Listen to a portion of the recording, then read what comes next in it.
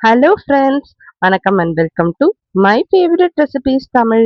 இன்னைக்கு ஒரு சூப்பரான ஈவினிங் ஸ்நாக்ஸ் ரெசிபி பார்க்கலாம். வெஜ் கட்லட் எப்படி செய்யுது பார்க்கலாம். நல்ல ஹெல்தியான இந்த வெஜ் கட்லட்டை நம்ம ஈஸியாக வீட்லேயே செஞ்சிடலாம். சாப்பிட்றதுக்கு செம்ம டேஸ்ட்டாக இருக்கும். ஸோ கண்டிப்பாக ட்ரை பண்ணி பாருங்க. இப்போ வாங்க வெஜ் கட்லட் எப்படி செய்யுது பார்க்கலாம்.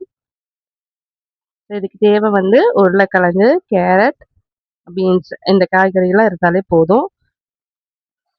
ஃபர்ஸ்ட்டு பவுல் வச்சுக்கலாம். அதில் ஒரு 2 மீடியம் சைஸ் உருளைக்கிழங்கு வேக வச்சு எடுத்துக்கோங்க. உருளைக்கிழங்கு நல்லா ஆறி இருக்கணும். நல்லா ஆறின அப்புறமா இதை நல்லா மசிச்சுக்கோங்க.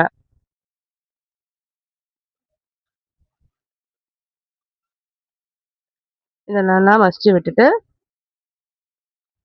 இது கூட ஒரு 2 பச்சை மிளகாய் பொடியா அரிஞ்சு சேர்த்துக்கோங்க காரத்துக்கு.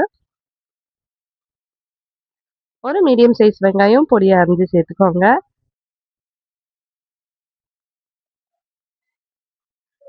ஒரு கேரட் துருவி சேர்த்துக்கோங்க. ஒரு 4-5 பீன்ஸ் பொடியா அரிஞ்சு சேர்த்துக்கோங்க. நம்ம இது கூட பீட்ரூட் கூட சேர்க்கலாம், குடமிளகாய் சேர்க்கலாம். ஸோ உங்ககிட்ட என்ன காய்கறி இருக்கோ அது எதுவுமே நீங்கள் சேர்த்துக்கலாம். இதை எல்லாத்தையும் சேர்த்துட்டு இப்போ மசாலா சேர்த்துக்கலாம். ஒரு 1/2 டேபிள் ஸ்பூன் மஞ்சத்தூள் சேர்த்துக்கோங்க.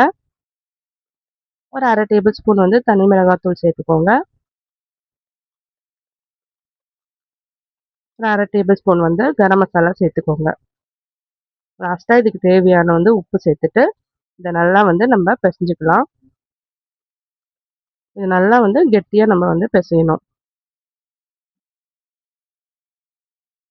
உங்களுக்கு அப்படி தண்ணியாக இருக்க மாதிரி இருந்ததுன்னா ஒரு பிரெட் சைஸ் சேர்த்துக்கோங்க. பிரெட்டை ஸ்லைஸ் பண்ணிவிட்டு அதையும் சேர்த்து நீங்கள் இது கூட சேர்த்து பிசைஞ்சுக்கலாம்.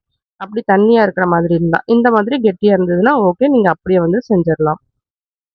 பாருங்க, இந்த மாதிரி இதை ரவுண்ட் ஷேப்புக்கு உருட்டிட்டு இந்த மாதிரி தட்டிக்கோங்க. எல்லாத்தையும் கட்லட் ஷேப்புக்கு நீங்கள் ரெடி பண்ணி வச்சுக்கோங்க. இப்போ நம்ம எல்லாத்தையும் இந்த மாதிரி ரெடி பண்ணி வச்சுட்டோம். இதை நம்ம மைதா மாவில் டிப் பண்ணிவிட்டு பிரெட் க்ரம்ஸில் போட்டு ரோல் பண்ணி இதை ஃப்ரை பண்ண வேண்டியது தான். ஒரு 2 டேபிள் ஸ்பூன் மைதா மாவு சேர்த்துக்கோங்க.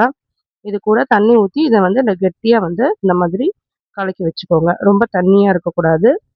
கொஞ்சம் மீடியமாக இந்த மிக்ஸ் இருக்கணும். ஸோ இந்த அளவுக்கு ரெடி பண்ணி வச்சுக்கோங்க.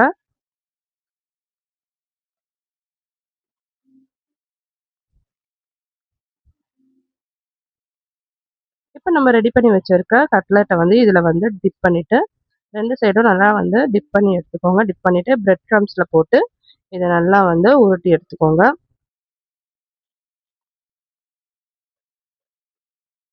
நம்ம வச்சுருக்க எல்லா கட்லெட்டையும் அந்த மாதிரி செஞ்சு வச்சுக்கலாம். அப்போ நம்ம ஃப்ரை பண்ணுறதுக்கு ஈஸியாக இருக்கும்.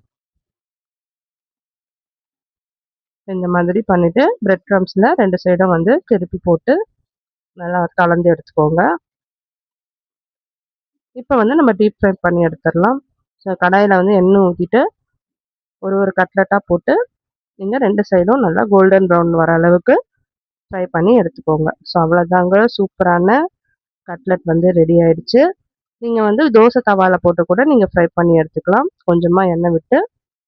ஸோ நல்லா ஹெல்தியான நல்லா டேஸ்டியான கட்லெட் ரெடி ஆயிடுச்சு. இதை நம்ம சாஸ் கூட தொட்டு சாப்பிட்லாம், வெறுமனேவும் சாப்பிட்லாம். நல்லா டேஸ்ட்டாக இருக்கும். நம்ம குழந்தைங்களுக்குலாம் செஞ்சு கொடுத்தோன்னா ஈவினிங் ஸ்நாக்ஸாக விரும்பி சாப்பிடுவாங்க. ஸோ காய்கறிலாம் சேர்த்துருக்கோம். உங்களுக்கு விருப்பமான காய்கறி நீங்கள் எது வேணாலும் இதில் சேர்த்து செஞ்சு கொடுக்கலாம். நீங்களும் இந்த வெஜ் கட்லெட் ரெசிபியை செஞ்சு பாருங்கள். செஞ்சு பார்த்துட்டு எப்படி இருந்ததுன்னு கமெண்ட் பண்ணுங்கள். இந்த வீடியோ உங்களுக்கு பிடிச்சிருந்ததுன்னா நம்ம சேனல் மை ஃபேவரட் ரெசிபீஸ் தமிழை சப்ஸ்கிரைப் பண்ணிக்கோங்க, லைக் பண்ணுங்கள், ஷேர் பண்ணுங்கள். தேங்க்யூ ஃபார் வாட்சிங்.